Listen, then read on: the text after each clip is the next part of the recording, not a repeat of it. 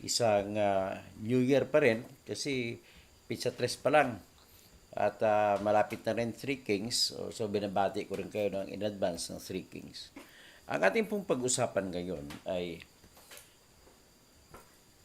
i-discuss din natin ang tinatawag na yung bagong sinampa, yung kasong sinampa. Actually, unang kasong sinampa ni Mr. Bantag na kaso kanyang counter-charge. Ang counter-charge na ay laban kay Secretary Boying Rimulya. Na kung hindi ako magkakamali, kasi hindi naman nila kami binigyan ng kopya at yung pinalabas nila sa YouTube ay hindi naman klaro. So, ang aking pakikiwari ay complaint for grave misconduct. Pangalawa, libel. Pangatlo, conduct prejudicial to the best interest of the service. Pang-apat, ay tinatawag na conduct unbecoming of a public officer. Yapat. Ano ba? Hindi ko nabasa pero analisahin na lang natin. Kasi wala namang ibang magiging dahilan kundi patungkol doon kung ano na lang nakita natin sa television. At laban kay Rimulya, ang tingin ba natin to may connection ba ito kay Percy sa pagpapatay kay Percy Lapid? Pwede ko pong sagutin na wala po siyang connection.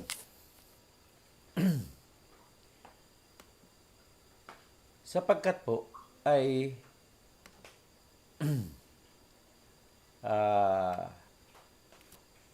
ang kinakasuhan naman ay si Mr. Rimulya. So kung sabi ko kanina, ulitin ko lang, sa Tagalog, grave misconduct. Gusto ko maintindihan ninyo.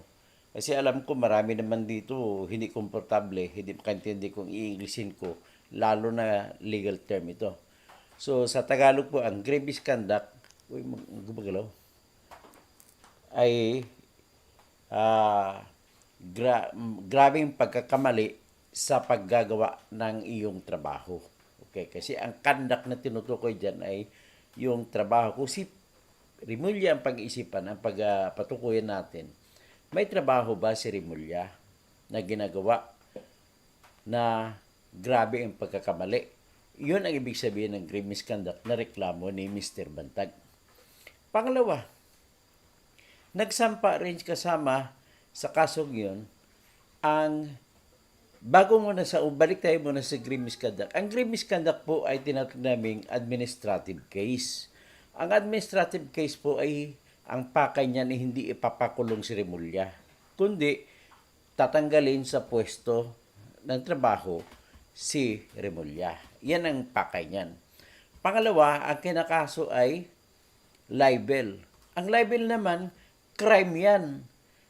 Hindi ko lang alam kung anong libel. Sa ilalim ba ng ordinaryo na libel na pinasa sa batas noong 1935 pa? Yung tinatawag na libel na nakasulat sa Article 353 at 355 ng Revised Penal Code. So, kung ganon, maaring yung mga nilabas sa dyaryo. Pero dahil uso na ngayon ang tinatawag na internet, malamang na yung mga interview po kay Secretary Rimulya na ipinalabas sa mga tinatawag na TV, tinatawag sa Facebook, sa streaming, sa YouTube, kasi marami din kumukover. Pati yung mga television, CNN, GMA7, ANC, ABS-CBN, ay nagpapalabas sa kanilang streaming sa YouTube. Ganon din, sulat-lat na. So, kung ganon, pwede natin sabihin na cyber libel ang sinasampa na kaso ni Mr. Bantag. Ang pagkakaiba po sa libel at cyber libel, ang libel po ay paninirang puri na ginawa sa dyaryo, sa telebisyon na ordinaryo, sa radyo. O di kaya sa sulat, sinulatan mo isang tao, siniraan mo yung isa pa. So, libel din yun. O di kaya, naglagay ka ng tarpaulin, kagaya sa nangyari sa sa Sagay City, sa Negros Occidental. Nung tinira ni Mr. Dionisio Lopez E. Aberasturi, yung mayor na bading tinatag na bading, hindi ko alam kung bakla, pero tinatag na bading. Nilagay niya dalawang billboard ang nilagay. So billboard naman ang paggawa ng libel na to. Unang billboard, pag pumasok ka sa bayan ng Sagay, Negros Occidental, makikita mo sa billboard ang Sagay Forever. Sunod naman na billboard, makita mo, Bading Never. Nagalit si Mayor ng Sagay, kinasuhan si Dionisio Lopez. At nasintensyahan si Dionisio Lopez sa kasong libelo doon sa RTC level. Umapila si Dionisio Lopez hanggang sa Supreme Court. Nanalo si Dionisio Lopez sa Supreme Court. So anyway, in-example ko lang na pwede rin pala mangyari libel sa billboard. So kung ang cyber libel naman, yun naman ay paninirang puri na gamit kagaya nung pag-post sa Facebook, pag-post sa Instagram, pag-post sa Twitter, o kung ano. Pero may kumakaso din na cyber libel. Kagaya din to sa akin, kung sinong gusto mong sampa ng libel sa akin. Kung nagbablog ako, pwede magsampa ang kahit sino na feeling nila na nasiraan ko sila na walang justification, no? So, ibig sabihin, halimbawa, ang topic ko lagi si Mr. Bantag, ay may karapatan din siya magsampa ng libel laban sa akin, pero ang karapatan niya ay hanggang sa pagsampa lamang. Hindi niya po karapatan ang mananalo sa kaso. So ngayon, dito naman kay Remulla, kinasuhan niya ng libel. So criminal case, isinama niya sa administrative case. Pag sinabi ko administrative case, ang pakay niya ay tatanggalin sa trabaho. Ang criminal case, ang pakay niya ay ikukulong dahil gumawa ng krimen. Ang isa pang sinampa na kaso ni Bantag laban kay Secretary Remulla ay ang tinatawag na conduct prejudicial to the best interest of the service. Ang conduct na itong tinutukoy ay isang gawain na nagawa halimbawa ni Remulla na tinutukoy ni Bantag na hindi konektado sa kanyang trabaho bilang Secretary of Justice, pero nakakasira sa kanyang pwesto, nakakasira sa serbisyo, nakakasira sa departamento ng kagawaran ng katarungan. Okay? So, yan ang ibig sabihin ng conduct prejudicial to the best interest of the service. Ngayon, nagdugtong pa sila ng conduct unbecoming of a public officer. Parang malayo ata yan. Unang-una, mali yung grammar. Wala pong grammar sa English na conduct unbecoming of a public officer. Mali po yan. Ang tama pong grammar sa English ay conduct unbecoming a public officer. Tanggalin mo yung of. Okay? Yun pa lang, mali na yung grammar nyo. So, ibig sabihin, bagsak na yung sa ombudsman. Ibabasura ng ombudsman ng kaso nyo. So, pero yung conduct unbecoming a public officer ay halos kapareho din ng conduct prejudicial to the best interest of the service. Kasi kung nasisira mo yung opisina mo dahil sa ginawa mo, nagiging unbecoming ka rin na public officer. Di ba?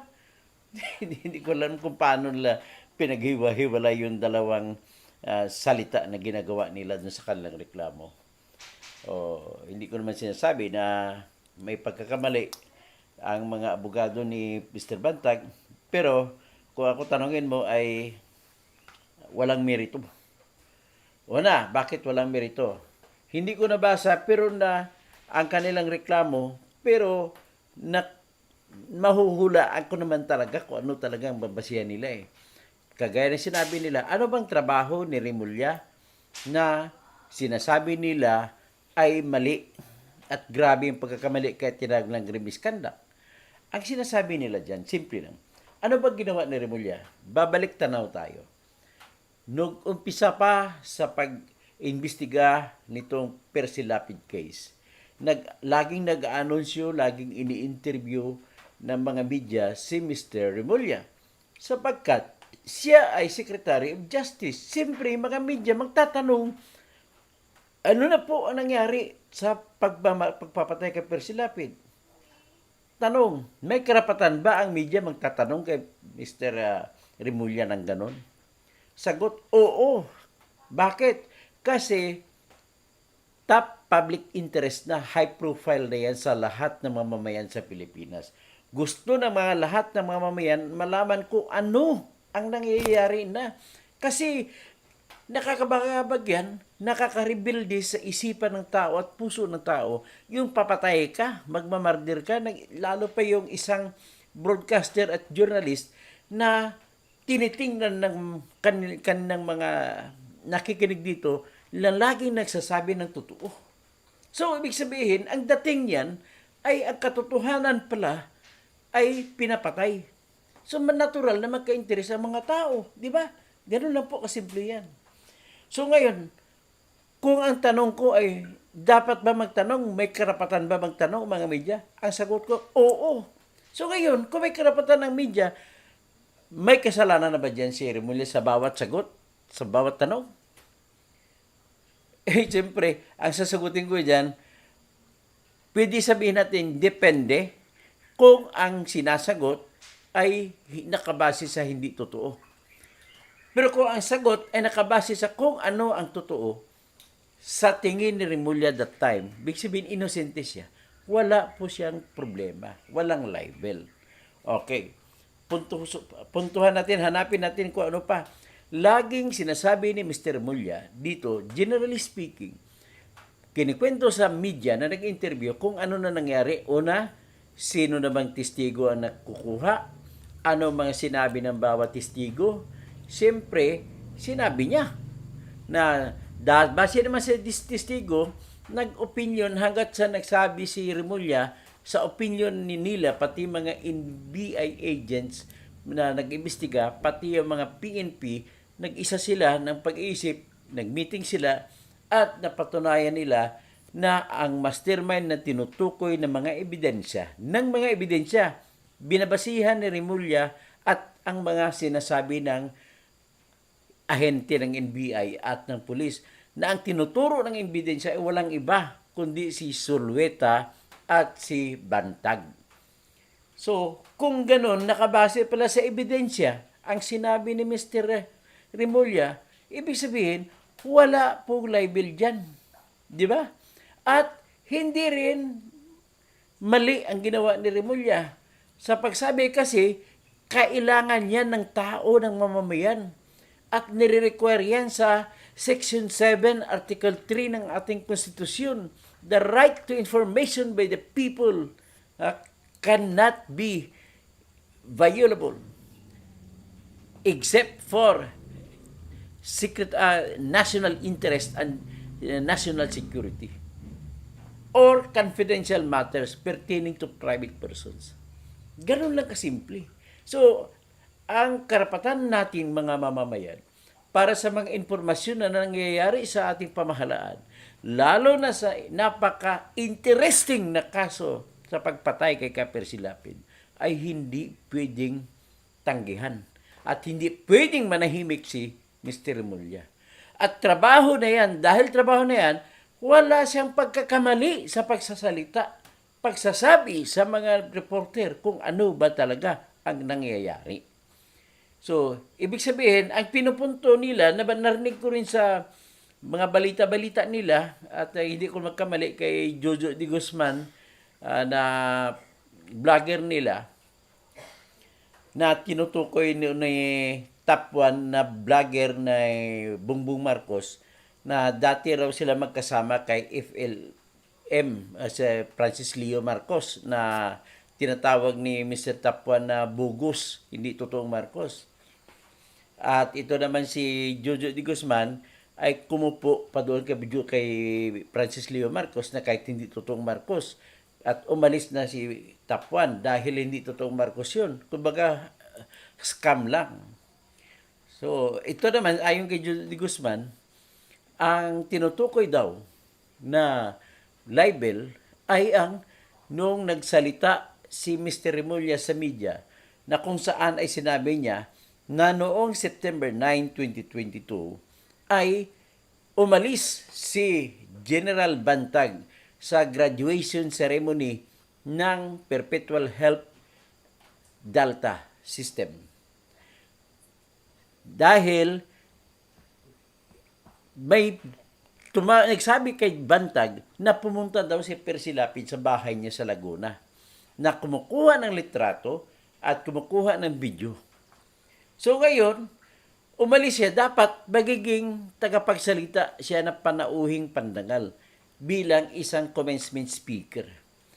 Siya magsasalita kagaya kay Steve Jobs na nagsalita sa pagtatapos ng mga estudyante doon sa Stanford University. At ginawa rin yan at binigyan parangal din ni Oprah Winfrey sa Stanford University.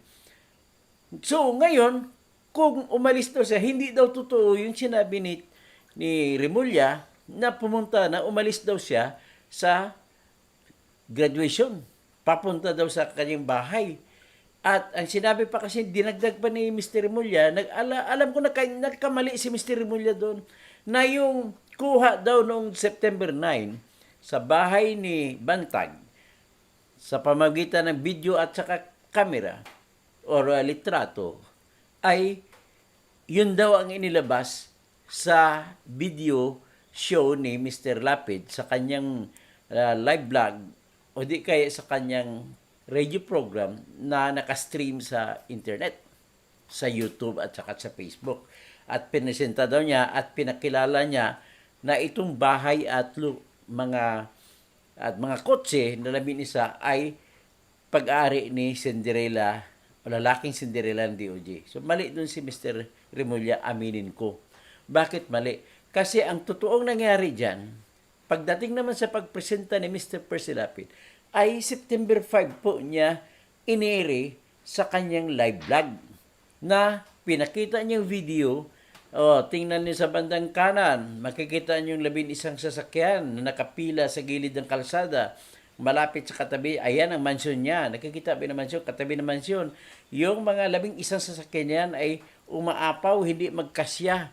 Kaya, dami-dami, bumili pa rin daw si Bantag ng isa pang lote para gawing paradahan ng kanyang mga sasakyan. Pero hindi pa rin kasya, kaya umaapaw yung ibang sasakyan, andun pa rin sa kalsada. Yan ang tama, September 5. Doon naman nagkamali si Mr. Remulla na sinabi niya September 15. So, tanong, may pagkasala bang libel dyan si Mr. Remulla dahil pagkakamali? Sagot, wala pong libel dyan. Sapagkat, yan lang ay tinatawag na pagkakamali na inosenteng pagkakamali. Wala kaming indikasyon na nakita. Wala akong indikasyon na nakita na sinadya ni Mr. Remulla pagkakamali. Marami nga nagkakamali. Alam ko, nagkamali din minsan si Maria Reza sa pagsasabi sa mga numero. Ako, nagkakamali din ako. Ibig sabihin, mga bagay na gano'n na kunting pagkamali, petsa lang. Hindi po libel yun. Ang libel ba, at tanong naman doon, nakakasirang puri ba? Sagot, Mr. Bantag, hindi po nadagdagan o nasiraan ang puri kasi sira ka na nung paraw na yun. So, walang puri na nasira doon sa panahon na yun. Bakit? Nailabas na po noong September 5 yung video na yun. Kung nailabas sa September 5, kung pagkakasira mo yun, sira ka na doon. Nilabas na ni Percy Lapid. Totoo naman. Problema, hindi mo lang inaamin nung una. Pero ngayon nung huli, inamin mo na. Tapos, yung September 9, lumalabas na totoo rin. Ang hindi lang totoo doon ang pinalabas ng September 15 kasi September 5. So, bakit totoo yung umalis ka? Kasi talagang umalis ka. Inamin mo naman, umalis ka sa interview. At sinabi mo kay Chaklag na nagpaalam ka, umalis ka. At si Chaklag na lang bahala doon. So, nung umalis ka, sinabi mo, pinabirify mo yung 2 kotse na kumukuha ng sakyan. Ibig sabihin, inamin mo na talaga may kumukuha ng litrato at saka video noong September 9. Di ba? Totoo. Ibig sabihin, totoo yung sinasabi ni Mr. Remulla. So ngayon, pina-examine mo pa daw yung kotse na yun at pag-ari daw, nakatukoy mo na konektado kay Mr. Boying Remulla. So, katotohanan din. Kunting pagkamali lang, walang libel. Ngayon, kung walang libel, ano ngayon ang mangyari? Hindi, dismiss ang kaso mo, walang kwenta. Pwede ba yung masasakop na grave misconduct? Hindi po. Kasi unang-una, hindi naman trabaho ni Boying Remulla ang maniktik sa bahay mo. kung totoo man yun. Di ba? Okay. So, next, ang ano bang kaso na tinatawag na conduct prejudicial to the best interest of the service? Ano bang ginawa ni Mr. Mulya na hindi sakop ng kanyang official function? Wala akong nakita. Ang pag-utos sa NBI na gumawa ng investigasyon ay kasama sa trabaho niya. So, hindi yun conduct prejudicial to the best interest of the service. Kung mali man yun, dapat na palagay siya sa grave misconduct. Kung tama. Kasi kung hindi siya gumawa, hindi siya nag-utos, doon mapaparusahan si Remulla. Dahil hindi niya ginawa ang trabaho na mag-utos na mag-investigate. After all, ang nag-investigate, mga NBI naman, hindi naman si Remulla nag-investiga. At NBI ang pumunta sa Bilibid para kunin yung mga tatlong commander na para investigahan, para kunan ng statement. So, mali yung sinasabi ni Banatbay na sinasabi, kinuha ni Remulla yung tatlong at baliwala lang daw kikatapang. So, ngayon, lumalabas na wala talaga nireklamo. So, ngayon, ano pa naman mukhang mahirap, wala akong nakikita na ginawa ni Secretary Remulla na sasabihin natin, conduct prejudicial to the best interest of the public service. At wala na ako nakita na conduct na unbecoming a public officer. So kung gano'n, ano nangyari? Ngayon, ang sinabi ni Attorney Enzo Recto, although pareho kami, hindi pa namin nakikita ang reklamo, pero nag-analyze lang kami kung ano magiging laman. Okay, so ngayon kung ang sinasabi niya na yung pagiging bias daw ni Mr. Remulla, pagsasalita, bias daw yun ang pagsalita niya kung ano nangyari sa investigasyon at hanggang sa itinuturo si Bantag, ay pareho kami ng opinion ni Atty. Enzo. Si Department of Justice Secretary, ang pangunahing trabaho po niyan ay magbibigay ng katarungan sa mamamayan. So kung may namatay, ang pinaka-focus ng pagbibigay ng katarungan ay walang iba kundi ang pamilya ng namatayan. At dito sa kasong ito, pamilya ni Mr. Percy Lapid ang namatayan, na kung saan ako yung kanilang spokesman. So kung ganon, bias ba si Mr. Remulla kung mag-aanunsyo siya sa media na itong ebidensya na nakuha ng NBI, ng pulis? At bias ba siya kung magbibigay siya ng kanyang opinion base sa kanyang nakitang ebidensya? Magiging bias siya kung nag-opinion siya, walang basihan. Dito may basihan, klaro.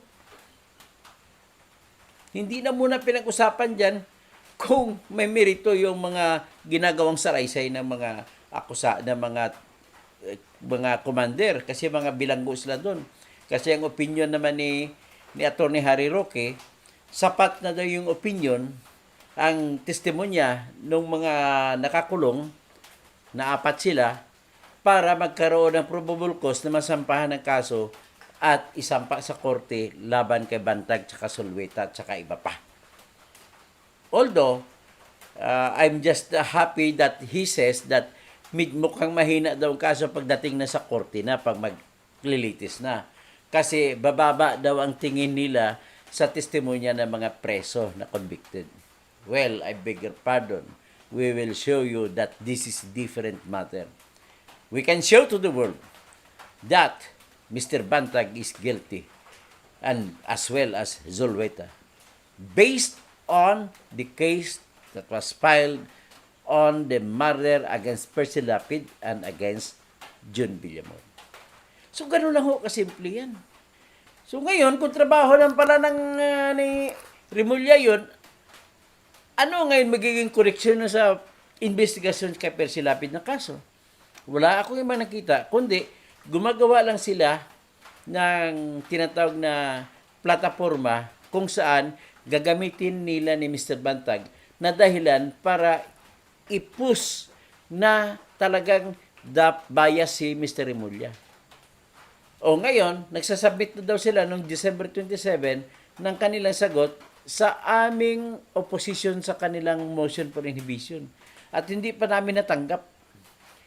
Pero iniisip ko na nilakip bilang pandugtong na ebidensya sa kanilang inhibition itong sinampa nilang reklamo sa ebidensya para sabihin nila, oh, tika mo, may kaso ka, Mr. Remulla, dapat umalis ka na, hindi ka na makapagdesisyon na maayos. Ganon sasabihin nila. Pero, mali pa rin yun. Hindi pa rin maka-apekto sa motion for revision nila na para paboran ng piskal, ng panel of prosecutors. Bakit? Kasi, ang tinutira nyo na bias ay si Mr. Remulla. Hindi yung panel of prosecutors. Ni isang aksyon ng panel of prosecutors ay wala kayong sinasabi kung alin doon ang sinasabi nyong bias. At sinasabi ninyo ay ganito lang, na dahil secretary siya, ma-implementan yung panel of prosecutors. Mali. Unang-una, bakit mali? Unang-una, bawal sa batas na gawin, pwedeng ikulong si Remulla kapag makialam siya, kapag magdidikta siya sa panel of prosecutors. Kung may ebidensya ka, may produce na nandidikta nga. Kung wala, di wala, basura. Pangalawa, ang gagawin naman ng panel of prosecutors ay dahil hindi naman sila inuutusan, gagawin na sa panel of prosecutors yung kanilang trabaho. Pangatlo, ang meron na sa batas para pwede makialam si Mr. Remulla bilang sekretary ng Kagawaran ng Katarungan ay kung magkaroon na ng desisyon ang panel of prosecutors at hindi conforme si Bantag at mag-aapila siya sa Secretary of Justice. So that's the time na pwede siyang maghingi ng inhibition ni Remulla, hindi ng panel of prosecutors. Pero babalik tayo sa kanyang inhibition sa ngayon. Nagbabanggit siya na bias si Mr. Remulla, pero hindi naman siya nagbabanggit kahit anong isang ginawa ng panel of prosecutors na bias laban sa kanya. Putang ina. Sa totoo lang, nagagalit na kami sa panel of prosecutors. Bakit? Unang sampa mo ng inhibition na klaro pa lang on its face, walang laman, pinagbigyan pa kayo ng panel of prosecutors. That is biased in favor of you, Mr. Bantag. Napaka-biased ng panel of prosecutors. So ngayon, kung sabi ni Jojo de Guzman, anong nireklamo mo, Atty. Kausing? Kasi karapatan naman magsampa ng inhibition at pangalawa, tinanggap ng panel of prosecutors. Hoy, ang pagtanggap ay SOP lang yan, Standard Operating Procedure, Mr. Jojo de Guzman. At ang pagsasabi ko ang laman ay may merito o wala, ibang usapin yun. At iisipin ko pa rin, mag-uusap kami, magsasampa pa rin kami ng obstruction of justice na criminal case laban kay Bantag at saka kay Sulwita. Ay, wala si Sulwita kasi hindi naman si Bantag lang ang pangalan doon. Abogado lang ni Bantag ang sampa noon. Although sasama namin si Sulwita kasi lumabas ka ng huli, purpose mo na lang ay magpa-delay-delay din. Kahit anong delay, kahit anong kunting delay, basta ang inhibition ay walang laman, delaying tactic na yun. At kapag delaying tactic at makakitaan, pwede na kayo magkaroon ng probable cause na ino-obstruct nyo ang pagtakbo ng katarungan. Okay? Ganun lang sa simple yan. So ngayon, ano pa na ngayon ang antay natin? Dapat ang sarswilan yung yan. Bakit naman nagsampa pa pala sila? Nung pangalawa, kung bakit medyo nandududa na rin kami sa panel of prosecutors, nung pagkatapos namin magsampa ng opposition laban sa inhibition nila, na sinampa naman ni Atty. Pelayo na kasama ko, at siya yung abogado ni ng mga pamilya ng Persilapid, ay ganito. Hindi pa nila natanggap ang oposisyon, ay nagsampa na sila sa panel of prosecutors, si Bantag, na naghihiling na bigyan sila ng pagkakataon na sagutin ang aming sagot. Hindi pa nga niya alam kung may sagot kami, tapos naghingi na ng pagkakataon na sagutin ang aming sagot. Ano ba yan? Ibig sabihin, pinangungunahan mo, hindi mo pa alam kung proper ba ang pagsagot nyo o hindi. Kasi magiging proper lamang yan pagkatapos nyong mabasa. At kung mabasa ninyo at kinakain ng sagot, saka pa lang kayo magkaroon ng tamang pagkakataon na humingi ng pagkakataon na sasagutin nyo ang aming sagot. At dahil pinayagan kayo ng panel of prosecutors na kahit hindi pa nyo nabasa, at binigyan kayo ng kopya ng panel of prosecutors huli na, through email, kasi Pinasahan din kami ng kopya. Ibig sabihin, nagduda na rin kami sa panel of prosecutors na pabor sa ata kay Bantag. Bakit pinapatagal? Kasi pag walang laman, pwedeng ibasura kagad yun. Pwede magresolba. Pwede magdesisyon ang panel of prosecutors. Kung may probable cause ba o matibay na paniwala na si Bantag ba ang pumatay kay Percy Lapid at kay John Villamor. Ganun lang kasimple yan. At kung gusto ni Bantag habol, magsampan lang siya ng motion sa korte. Ganun lang kasimple yan. Para hindi na pinapatagal. Unang-una, wala po sa Manual of Prosecutors ang sinasabi ng motion for inhibition. Kasi unang-una, as a matter of ano lang yan, as a matter of practice ng mga abogado, kung sa tingin nila ay biased ang prosecutor, pwede nilang isampa. Pero, hindi sa lahat ng pagkakataon, dapat mayroong merito. Ang, ibig sabihin, may bigat ang iyong paghingi ng pag-aalis ng prosecutors at ibigay sa ibang investigador ang kaso. Kailan magkaroon ng rason para humingi ng inhibition, para hingiin na umalis ang piskal sa pag-imbestiga? Iyan ay kung klarong-klaro na gumagawa ng aksyon ang prosecutor na hindi nakabase sa ebidensya na nakuha. Halimbawa, puro opinion lang, may ginawa siyang aksyon ang prosecutor. Ano bang ginawa ng prosecutor laban kay Bantag? Sa panahon ngayon, wala pa namang desisyon. Wala pa. Bagkus, baliktad ang nangyari, pinaboran ka pa ng inhibition mo, tapos pinaboran ka ulit dun sa request mo na magsasagot kayo sa aming sagot. Tapos ito ngayon, nakikita na namin na yung ginagawa mong sampa na kaso sa ombudsman, gagamitin mo rin yung pandagdag delay mo. Nakikita na rin namin yan na magsasubmit kayo ng motion to submit memorandum. At pag pinagbigyan pa kayo ng panel prosecutors, kami na magsasampa ng kaso laban sa prosecutors, pero hindi namin sila pa-inhibit kasi tatagal pa yan. Sasampahan din namin sila ng kaso sa sa Office of the Ombudsman. Pero nakikita ko na fair naman natin ang prosecutor, nauga lang sila, nahiya lang ang prosecutors sapagkat inaakusahan sila in public sa lahat ng mga press release pamagitan ng vlogger niya, ay inakusahan nila yung prosecutors na bias laban kay Bantag. Kabaliktaran, lahat, dalawang motion mo na binibigay, pinayagan na ng panel prosecutors. Di ba? So, yun lang po ang masasabi ko sa iyong sinampang Office of the Ombudsman. So, ngayon kung basura, kagaya na... Antay muna natin, naputol. So, basura sapagkat ang yung inhibition, ang rason mo ay ganito, bias si Remulla. Sino bang bias? Sabi mo, Remulla.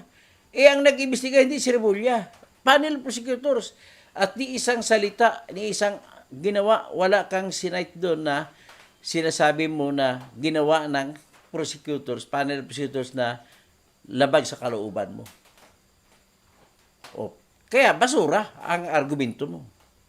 Pangalawang argumento mo, sinusuportahan mo yung claim mo na bias sa pamamagitan ng pagsabi na the Supreme Court has ruled in many times. Ang Supreme Court na natin ay nagpalabas ng mga decision sa maraming beses na kailangan ang mga judge ay magkaroon ng tinatawag na cold neutrality of the judge. Tama ka doon para sa judge. Pero mali ka doon para sa prosecutor. Kasi wala ni isang desisyon, wala kami pakita na nagsabi ang Supreme Court na cold neutrality of the prosecutor. Unang-una, sabi nga ni Attorney Enzo, which I subscribe to his opinion, when he said that prosecutors are created by law to be biased against the accused. In the same manner, the Department of Justice Secretary is created by law to be biased against the killers, the criminals. Kahit akusado pa lang, kahit suspect pa lang. Kasi may sistema naman tayo sa batas na bibigyan naman pagkakataon yung inaakusa na magdepensa sa korte. Ito talaga akusasyon naman ng DOJ at mga piskal ay hanggang tinatawag ni Atty. Enzo na executive function lamang. Executive ay para lamang maisampa ang kaso at mapatunayan pa nila yan sa korte. At kung hindi na patunayan, dismiss ang kaso. So ngayon, kung matapang ka magsasabi na inosente ka, tinuturo mo si drug lord, kung hindi si drug lord, si Remulla, di pagbigyan mo na, withdraw mo na yung inhibition mo, at tuloy-tuloy na tayo sa korte magkikita. Sundin mo, gayahin mo si Bong Navarro na hinarap na lalaking-lalaki ang kaso ni Dennis Cornejo na walang kwenta.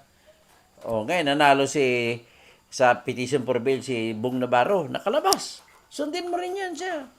Total, ang sinasabi ninyo, paniwalaan yung sinasabi ng abogado nyo, sinasabi ni Atty. Sal Panilo, sinasabi ni Atty.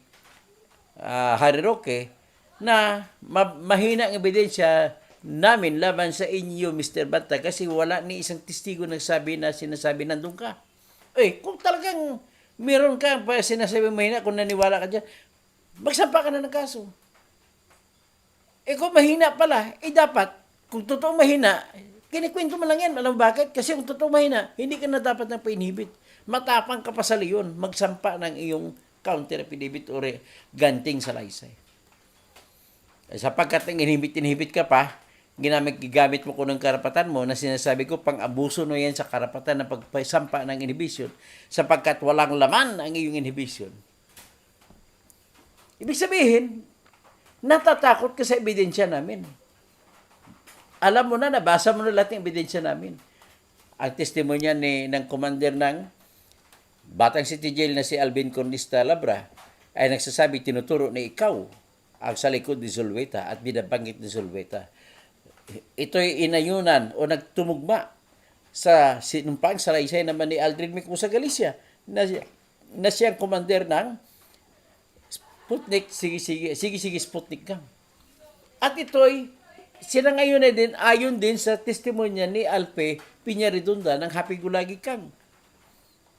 At ito ay sinangayunan din ng kwento sa salaysay ni Denver Mayores na kumparing buo ni Zulueta, at si Denver noon nang tinawagan ni Zulueta ay nandun sa Palawan or Iwahig Penal Colony sa Puerto Princesa. So nagkatugma-tugma. Sabi ng iba, mahina. So ano dong ang katibayan? Ang una pong katibayan para malaman ng kapwa ko abogado at mga ibang nakapag-aral din sa abogasiya o ibang nag-iisip, yung una pong ebidensya para maniwala ka sa mga sinasabi nila kahit akusado lamang sila ay yung katotohanan na yung 4 na affidavit ay nagtugma-tugma sa bawat isa. At ang nagkipagtugma pa ron ay yung mismong sinumpang salaysay ng pag-amin ng pagpatay na ginawa ni Joel Escorial. Lalo na sa punto ng mga petsa kung kailan hinulog sa kanya yung mga pera pambayad sa kanya. Andun, sinumiti niya yung passbook niya sa video at tumama o nagtali o nagkapareha sa record na sinabi sa salaysay ni Cornista Labra kung kailan nagdeposito. Parehong petsa. Kahit hindi pa niya nakita yung passbook ni Mr. Joel Escorial. At tumama rin sa AMLAC report. So, ibig sabihin, lalong napagtibay ang mga numero, petsa ng pag-deposito at pag-withdraw sa bank book ni Mr. Escorial dahil record.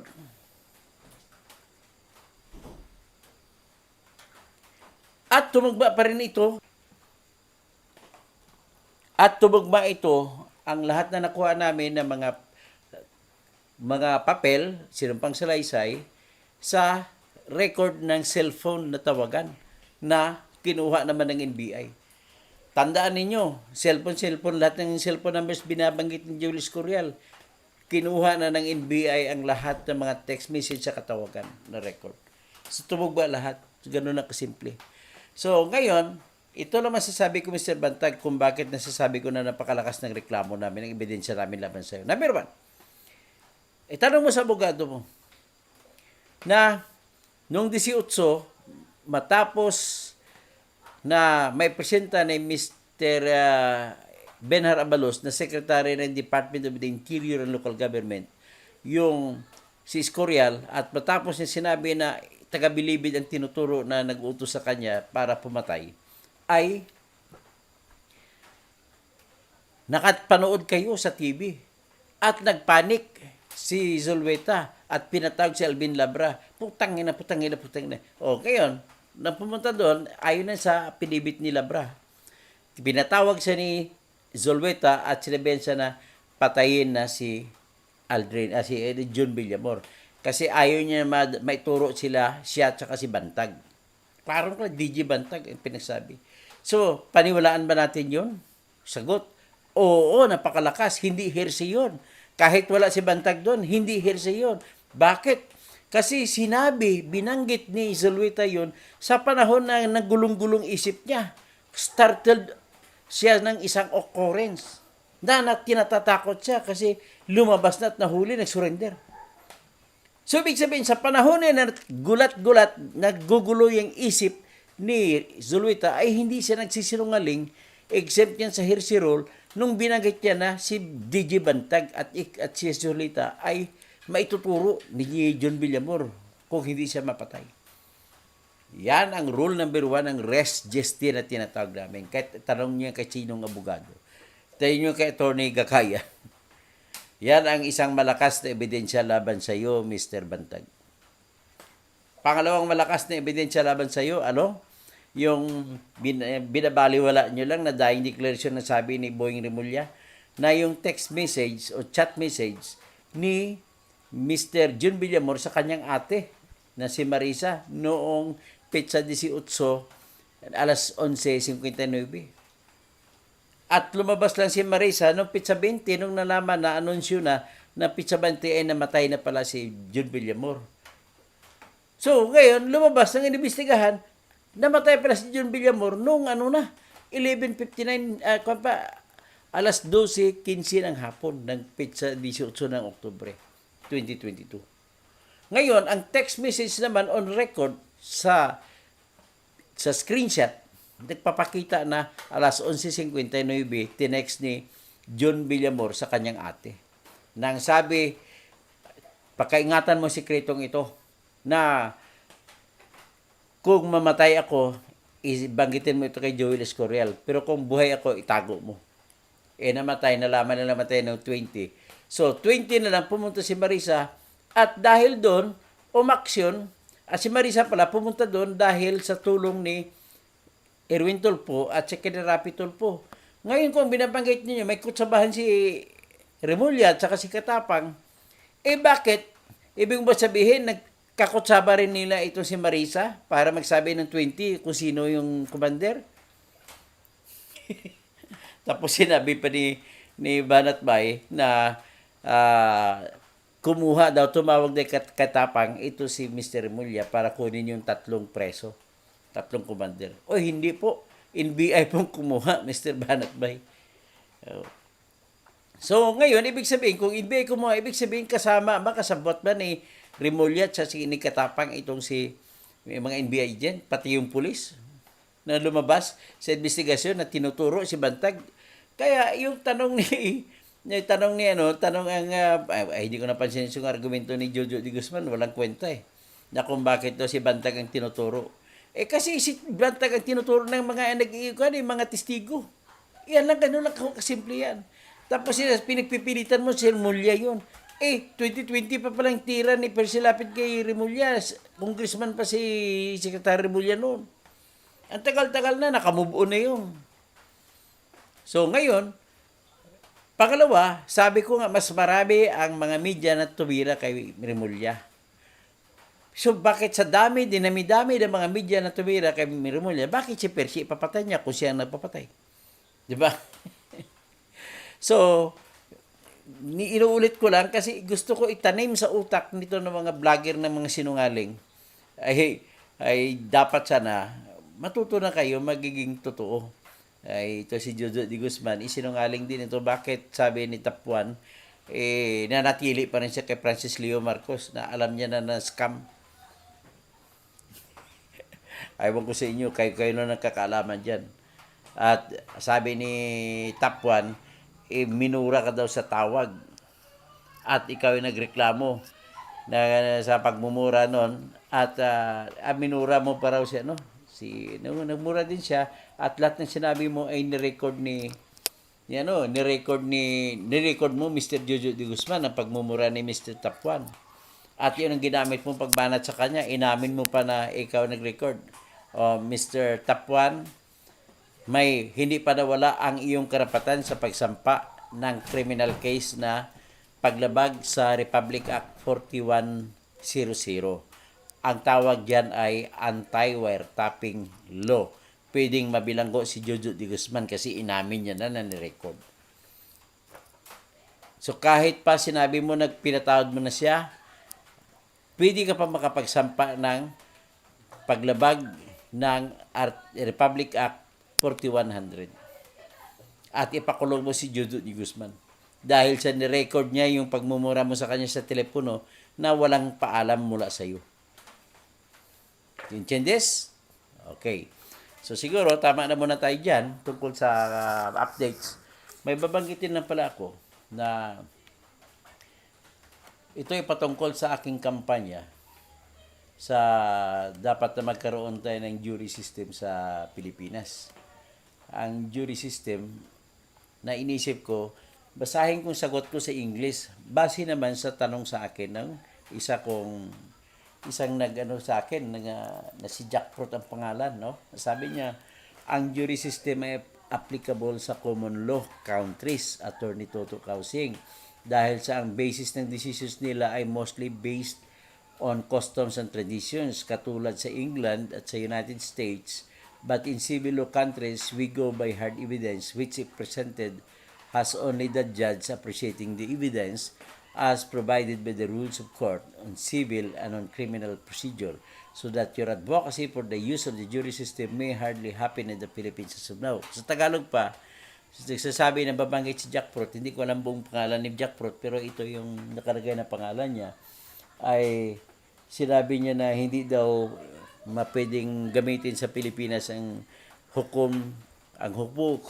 na kung saan ang magdedesisyon ay mga tao, sapagkat daw ito ay common law. Pag sinabi mo common law, ay hindi wala pong batas na sinasabi ko anong krimen, kundi kung ano lang sa tingin ng kanilang customs o tradition nila, yun ang matatawag na common law na crimes. Kagaya ng pagpatay, kahit sa bansa, hindi mo na kailangan ng batas para magkaroon ng krimen o paparusahan mong taong pumapatay. Kagaya ng pagnanakaw.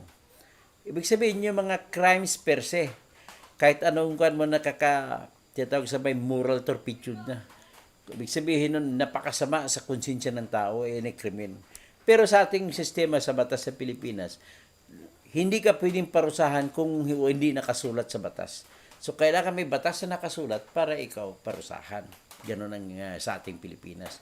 So, sabi niya, dahil may kasulatan tayo, ay hindi daw mag-apply yung jury system. Tapos, sabi niya kasi daw, based on evidence tayo. Sagot ko naman ay Mr. Jack Fruit, kung sino ka man, ay unang-una pasalamat ako sa iyo at binigyan mo ako ng ideya na ganun. At napakagandang ideya yan para pagsimulan ng isang magandang diskusyon. So, hindi po pwede pong gamitin ang jury system sa ating sistema na kung saan ang lahat ng batas ay nakasulat. So, ngayon, itong paliwanag ko sa kanya. Sabi ko, pwede po basta palitan natin ang ating konstitusyon, ang ating saligang batas sa Pilipinas, na kung saan ang nirekomenda ko na papalitan ay Section 1 ng Article 3 ng ating konstitusyon na nagsasabi dapat mula sa ngayon nakasulat doon sa Section 1 ay no person shall be deprived of life, liberty, or property without due process of law, nor persons shall be denied the equal protection of the laws. Hindi yan ang pagsabi sa English. So, sa Tagalog pa, walang sino man ang paparusahan sa pamamagitan ng pagtanggal ng kalayaan o pagpatay sa buhay niya o di kaya pagkumpiska ng kanyang kayamanan kung walang proseso ng batas, kundi umailalim sa proseso ng batas. O di kaya ay wala namang magpagkaitan ng patas na pag-apply ng batas. Ganun na sinasabi sa Tagalog, although may apply na English, pero alam ko maintindihan niyo ibig sabihin ng apply. So, ngayon, kung mag-jury system tayo, papalitan ko yan, magpo-propose ako na palitan natin yung section na yan. Ganito na lang, no person shall be deprived of life, liberty, or property without the judgment of the jury. Yan, ganun na. Ganun lang ang papalitan doon. Nor any person shall be denied the equal protection of the laws. Balik ganun, simple lang ang amendment ko. Kaya, siguro, baka kakampanya ko, tulungan niyo ako, magkaroon tayo ng kampanya ng pagpapalit ng pagbabago ng constitution sa isang section lamang, ganun lang. At ang pamamaraan na gamitin ko yung mga kampanya ko ay tinatawag na People's Initiative, na kung saan ang tao mismo ang lalahok at ang pipirma tayo lahat hanggang sa OFW diyan, hanggang sa buong Pilipinas mula Pari Tawi-Tawi, at kailangan minimum of 12% na botante sa bawat bayan, bawat distrito ng mga kongreso, dapat hindi bababa sa 12% ang pumirma sa ating mga tinatawag na People's Initiative para baguhin ang Constitution. Pero isang probeso lamang ang ating palitan, yung Section 1 lamang, that no person shall be deprived of life, liberty, or property without the judgment of the jury. Ay maraming salamat po kay kay King TV. Sabi niya kasama mo kami diyan. So anyway, ito ang paliwanag ko sa kanya kung bakit mag-apply. Basahin ko sa English, mag-explain ako sa Tagalog para maintindihan ninyo lahat.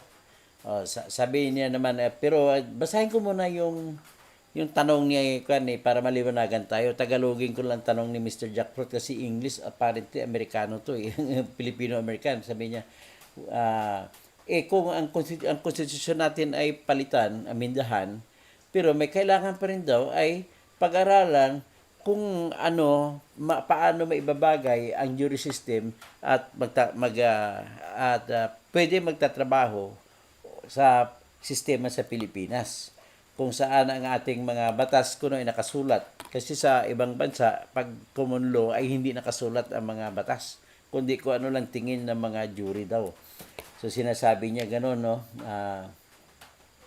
where present day reality reveals deep-seated presence of political. Ang nagworry si Mr. Jackfruit na baka daw mamamayan ng mga politiko sa sistema natin, kung jury system o tao na maging hukom sa bawat korte, sa bawat kaso, sa bawat sasampa na kaso sa prosecution level. Halimbawa, kagaya ng prosecution panel kay Mr. Bantag, imbis na panel of prosecutors na magdesisyon kung kasonsyo hindi, ang magdesisyon na grand jury na tao na. At ang tawag dyan kung magdesisyon ng grand jury, kagaya kay Kibuloy, dinesisyon na ng grand jury ng Amerika, nakasuhan ng sex trafficking, rape, dollar salting, o pag-import ng dollar more than $10,000 mula sa Amerika papunta sa Pilipinas. Yan, jury po nagdesisyon dyan. Paano nagdesisyon po ang jury sa katauhan sa kaso ni Kibuloy? Ang tatlo na babae na membro ng kanyang simbahan na nandun sa Amerika ay nakawala sa kanyang hawla at nagreklamo siya sa US government.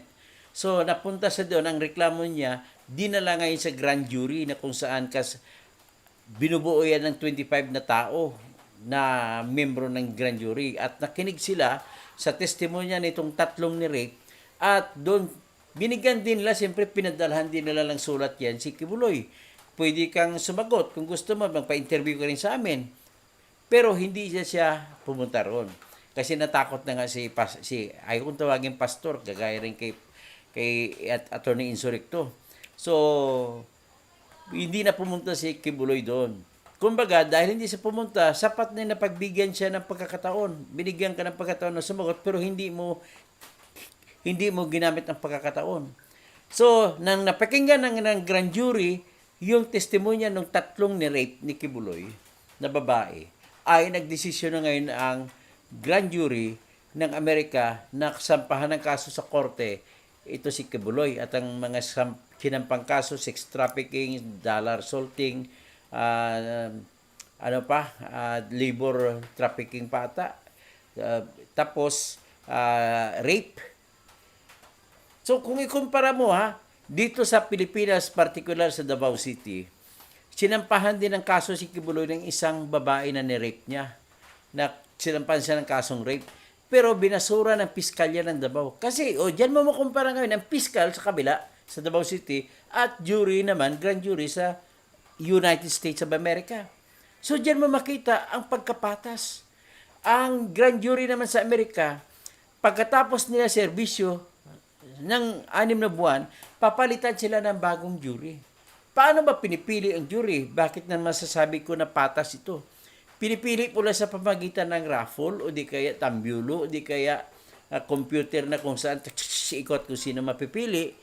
Presumably, mga 200 papadalhan ng sulat, interviewin sa Hall of Justice at kung sino sa tingin ng nag-interview ang pwede ay 25 ang kukunin doon at pagsiservisyo bilang kasapi ng grand jury.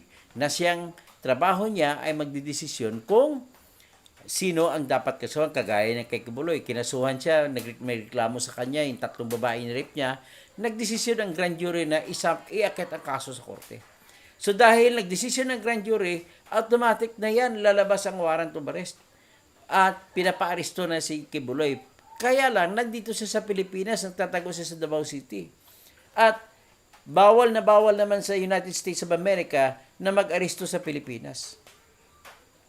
Maliban na lang kung may treaty sila sa International Police, hindi naman nata kasama ng treaty, kundi ang meron ng extradition treaty na kung saan kailangan ng US government magsampa ng request for extradition mo doon sa Department of Justice kay Remulla. At isasampa naman ng Department of Justice sa korte sa Maynila. At ang Manila Court ang magta-trial kung talaga pang dapat arestuhin si Mr. Kibuloy sa Pilipinas at bitbitin ng Philippine government dadalhin sa Amerika. Nangyari na po ito kay Mark Jimenez na kinasuhan sa Amerika sa grand jury ng pagkukutsaba kay President Bill Clinton na kung saan namigay siya ng pera para pangkampanya ni Bill Clinton. So, bawal po kasi sa Amerika ang mag-donate ng pera na malaki. Katama-tama lang pwede mo i-donate. Hindi kagaya sa Pilipinas kahit magkano pwede. Pero doon sa Amerika may hangganan lamang. Ang hindi ako nagkabali, mga $2,500 lamang pwede mo maximum na ibibigay. Ang kay Mark Jimenez, marami atas ang kinitang pera doon sa Mexico. May kinita siya, tinulungan si Clinton, binigyan niya ng kampanya na marami. Nabisto siya, nakasuhan siya, na-convicted siya. At sa katotohanan lang, nakulong siya sa Amerika. Pero nang natapos serbisyo, umuwi na siya sa Pilipinas. Yan ang kwento po ng sistema ng katarungan sa Amerika dahil sa jury system. So ngayon, ang tanong dito natin ngayon, sabi ko kay Mr. Jackfruit, pwede. At maniwala ka sa akin, hindi, kung may jury system na tayo sa Pilipinas, hindi naman nanaig mga politiko. Bakit? Kasi unang-una, pag may jury system tayo, unang-una, yung mga napili, sikreto yan, hindi mo pwede kausapin. Hindi kagaya sa mga fiscal system, sa mga judge system, lamang dito kapag classmate ko yung judge, sikretuhan ko lang yan. Judge, may kaso ako dyan. Ganun na wiwindang ating sistema ng katarungan sa Pilipinas. Tapos, lalapit ang politiko, papaimbita sa kung sinong lapit, kausapin ko si judge. Bigyan ng pera, hindi naman makatanggay si judge kahit na malinis na tao. Kasi baka kung matapang ang politiko, baka patayin din siya, di ba? Ganun lang kasimple. So, kung sa piskal, pwede yayariin. Kagaya sa akin, kinasuhan ako ng libel, no? Ni Mr. Ferdinand Hernandez, judge sa Quezon City. At nagtapat sa akin ang mga prosecutor doon kilala ko na yung sinampang kaso ay binasura na nila. Sinampang kaso sa akin ni Congressman Dinan Hernandez. Pero mukhang may diskarte ata si Dinan Hernandez at binaliktad yung desisyon ng hepe ng Quezon City Prosecutor's Office. At kaya naakyat sa korte at ako nagpiyansa. Okay. Ngayon, dito naman sa Coronadal, ay may kaso rin ako kasi ang kapatid naman niya, nagsampa ng kaso ng 12 counts sa libel laban sa akin. Okay, yung kaso na yun una, binasura na ng Cotabato City Prosecutor's Office na siyang nagtaguyod bilang acting prosecutor ng Coronadal City. Pero nagsampa sila ng motion for reconsideration at ang maging abogado ng kanyang kapatid din si Maria Virginia Ledesma Hernandez Villaruel ay ang pinakamagaling na law firm sa buong Pilipinas, yung Poblador Bautista PBR, no? Reyes, yan ang abogado nila. Biro mo, nung unang hearing dito, dala-dalawang abogado kagad binabayaran ni Maria Virginia Hernandez. Nag-successful din ako na hindi mo na ako basahan ng kaso kasi wala akong abogado that time. Ang abogado ko si Atty. Pelayo ay may hearing din kasabay noong December 5 sa hearing sa kay Percy Lapid case. Kaya, diyan mo makikita ang pagkakaiba ng jury at saka yung piskal. Ang piskal, kagaya ng judge, madali din susian ng mga kaklase o kung sino politiko. So, ngayon, sa jury system, sabi ko, hindi sa mga jury, halimbawa ni Kibuloy, hindi sila pwedeng lapitan ni Kibuloy na bilyonaryo na siya para pabigyan ng pera. Alam mo, may abogado naman si Kibuloy sa Amerika, ng mga Amerikano. Hindi na lang nagawa. Pero dito sa piskal sa Davao City, hindi ko alam kung ano nangyari, but yung reklamong rape ng babae laban kay Kibuloy ay binasura kagad. Sabi ng piskal ay wala daw basihan. Well, it's a matter of opinion. An opinion sometimes that cannot be trusted. Kaya ang iniiling ko sa inyo, tulungan nyo ako na magtatagawid tayo ng jury system sa piskalya at saka sa korte.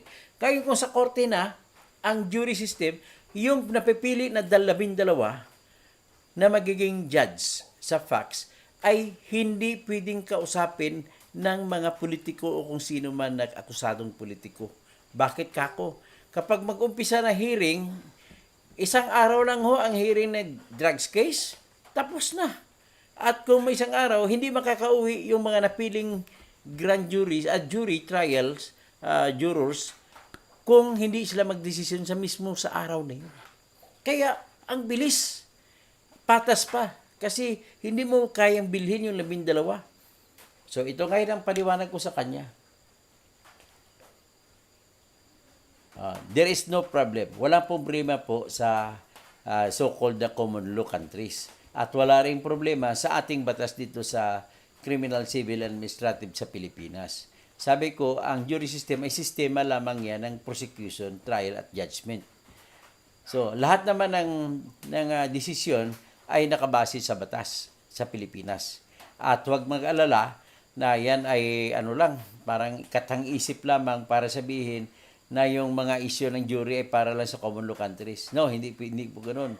So, sabi kasi pwede rin siya, sinabi ko na dati kasi nagsimula ang grand jury po, ang jury system ay nagsimula sa Great Britain noong araw.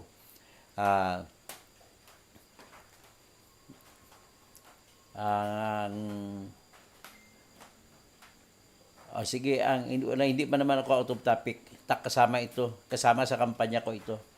Ang sinasabi lang dito ay yung jury system nagsimula ng 1215 1215 sa British at nung nagrebuilde ang mga nobles at nung natalo nila ang king at pinapirma nila ng tinatawag na Magna Carta para ginawa sa Magna Carta, no person shall be judged by the king but by the peers, tao na mismo, kapwa-tao magdedesisyon. So, gusto ko na ganun ang mangyari sa ating Pilipinas. At kung magdedesisyon na ang jury, ay sigurado tayo na hindi judge na biased ang magdedesisyon. So, ilang hiniling ko. Tapos sa sunod, medyo wala tayong oras, ay papaliwanag ko sa inyo kung paano ang example na pwedeng mangyari dito sa Pilipinas.